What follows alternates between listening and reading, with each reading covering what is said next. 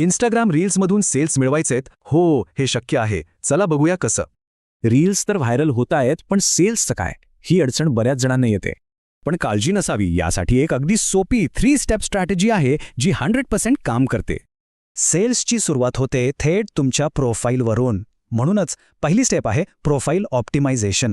एक गोष्ट तपासा, तुम्ही नक्की काय विकता हे तुमच्या प्रोफाईलवरून लगेच कळतंय का? आणि हो, तुम्ही हे कोणासाठी विकताय, तुमचे ग्राहक कोण आहेत हे क्लिअर आहे का? ही सगळी माहिती बायोमध्ये टाका.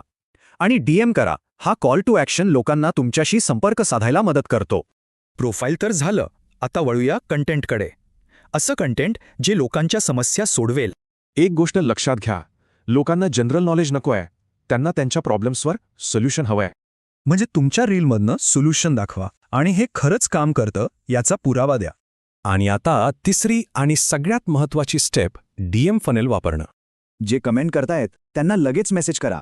थेट ऑफर न देता त्यांच्याशी संवाद साधा. ही पूर्ण प्रोसेस खरं तर एका सोप्या फॉर्म्युल्यात बसते. बघूया.